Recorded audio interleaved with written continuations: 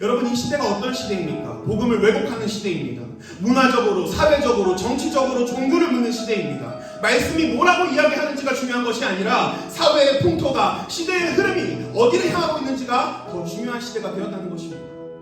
며칠 전 다른 교회를 섬기고 있는 한 청년을 만나서 이런저런 이야기를 하는데, 그 청년이 이렇게 이야기를 합니다. 자기 교회 청년들이 모일 때는 동성애에 대해서, 차별금지법에 대해서 이런 주제는 대화 금지 주제라고 합니다. 왜요? 자꾸 싸우니까. 그만하자고 했대요. 지금 기독교인과 비기독교인의 모임이 아닙니다. 교회의 모임이에요. 그런데 거기서 동성애가 죄다 아니다 의견이 나뉜다는 것입니다.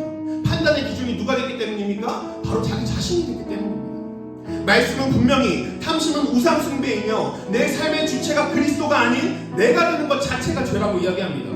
그런 기준에서 동성애는 죄입니까? 당연히 죄이죠. 그러나 우리는 이성애자이고 우리는 동성애자가 아니니까 죄인이 아닙니까? 우리는 똑같은 죄인입니다. 탐심에 눈이 멀어 내 삶의 주체가 내가 되어 살아가고 있다면 우리 다를 것이 없습니다. 그러나 그런 우리도 사랑하신 예수님을 본받아 그들도 사랑해야 하는 것이 교회이고 그리스도인 줄 믿습니다.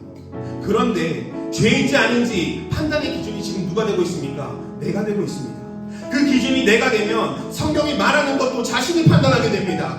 이건 보니까 이건 마땅하니 내가 당당하게 여기고, 이건 사회적 기준에 조금 부적합하니 부끄럽게 여기고, 이럴 땐 이렇게 저럴 땐 저렇게 내 마음대로 복음을 해석합니다. 한 발은 세상에, 한 발은 교회에 담궈두고 내 유익에 맞춰 살아가는 청년들이 늘어가고 있는 것입니다. 왜 그런 겁니까? 내가 믿는 자가 어떤 분인지를 알지 못하기 때문입니다. 알지 못하니 어떻게 됩니까? 확신하지 못합니다. 확신할 수 없으니 자기가 믿고 싶은 것만 믿고 그 이상에 가면 내게 거리끼는 것이 되는 것입니다. 그렇다면 이런 시대를 살아가는 우리가 놓지 말아야 할 것이 무엇입니까? 바로 말씀 읽기입니다. 여러분, 말씀 읽기를 게을리하지 마십시오. 답은 오직 말씀에 있습니다.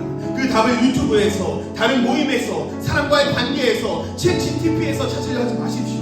그것들은 도구일 뿐 정답은 오직 성경에 있는 줄 믿습니다. 그러므로 말씀 읽기를 게을리하며 유튜브로 성경을 풀어주는 것을 듣고 모임에 나가 나눔을 하고 관계를 통해 하나님을 알아간다? 속지 마십시오. 오직 말씀에만 답이 있는 줄 믿으시길 소망합니다. 누군가는 이렇게 말할 수 있습니다. 성경이 너무 어려워서 혼자 읽으면 깨달을 수 없다고 말할 수 있습니다. 그래서 우리가 놓지 말아야 할 것이 무엇입니까? 바로 기도입니다. 특별히 내 안에 내주하시는 성령님께 의탁하는 기도입니다. 말씀을 읽을 때 미련한 나도 깨닫게 하시고 이 말씀이 적절한 곳에서 생각나게 하시고 그대로 살아내기 힘을 달라고 기도하는 것입니다.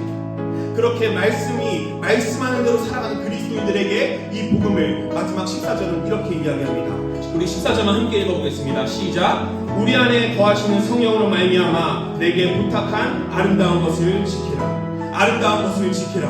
우리에게 주어진 이 아름다운 것, 복음을 지키는 우리가 되길 소망합니다. 우리가 알므로, 확신함으로, 우리 안에 거하시는 성령으로 말미암아 우리에게 맡겨진 이 아름다운 복음을 부끄러워하지 않고 당당히 지켜내는 저와 여러분이 되길 소망합니다.